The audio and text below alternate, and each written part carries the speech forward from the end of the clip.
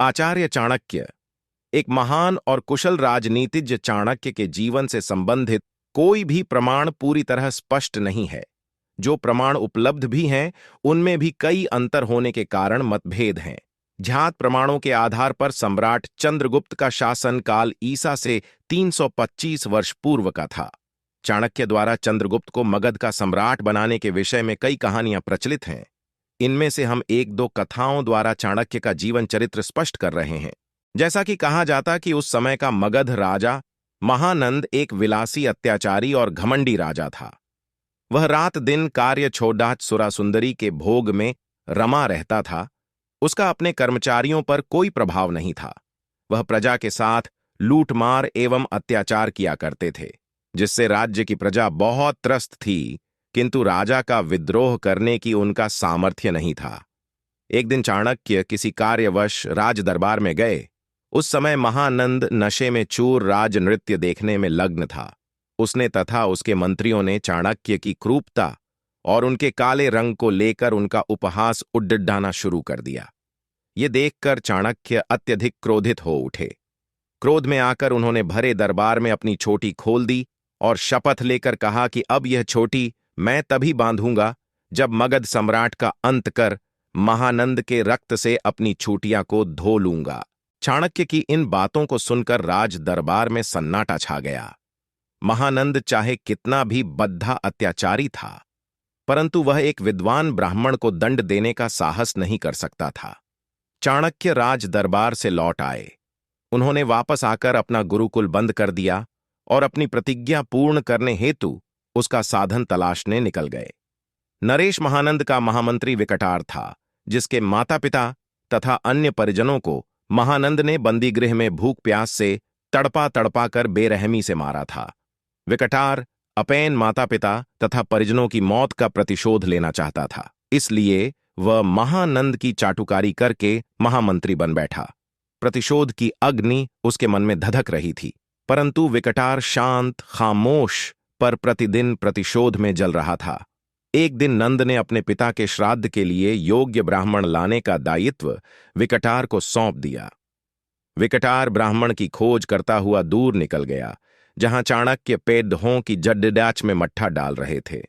उन्हें ऐसा करते देख विकटार की उत्सुकता जागी, तो उसने उन्हें प्रणाम करके पूछा, श्रीमान, आप ये क्या कर रहे हैं? तब चाणक्य ने उसे बताया कि मेरे पांव में कांटा चुभ गया था। इनको खत्म करने के लिए इनकी जड्ढों में माठा डालकर इनका अंत कर देना चाहता हूं। मैं इनके संपूर्ण वंश का ही अंत कर देना चाहता हूं। यह सुनकर विकटार की आंखों में चमक आ गई। उसे लगा कि यह ब्राह्मण ही तेरे उद्देश्य को पूर्ण कर सकता है।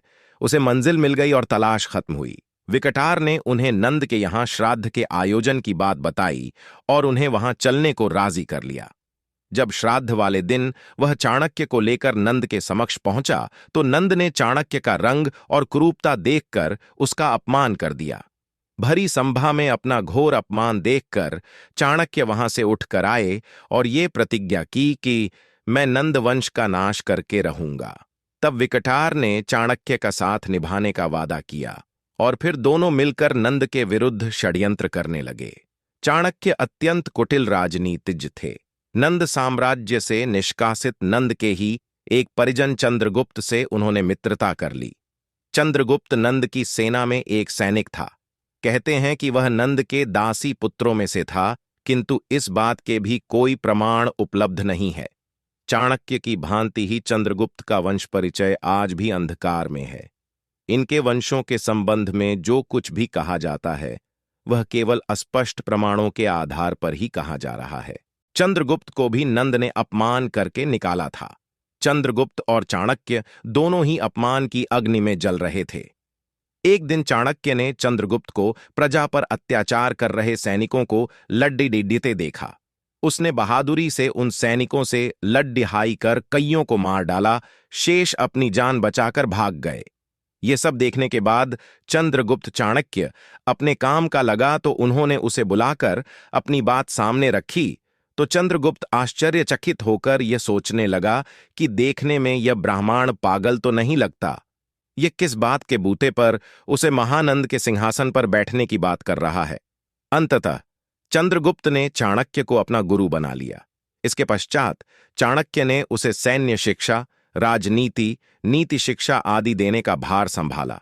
चाणक्य ने अपनी नीति से नंद की सेना में विद्रोह की भावना भर दी।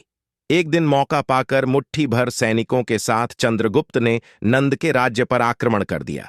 देखते ही देखते चंद्रगुप्त ने राजमहल पर अधिकार कर लिया। नंद को बंदी बनाकर चाणक्य के सामने लाया गया तो चाणक्य ने उसे लात मारते हुए कहा, देख मूर्ख, ब्राह्मण के अपमान का क्या परिणाम होता है। नंद गिड़गिड़ाकर अपने जीवन की भीख मांगने लगा। चाणक्य के आदेश पर नंद की निर्ममतापूर्वक हत्या कर दी गई। नंद मर गया।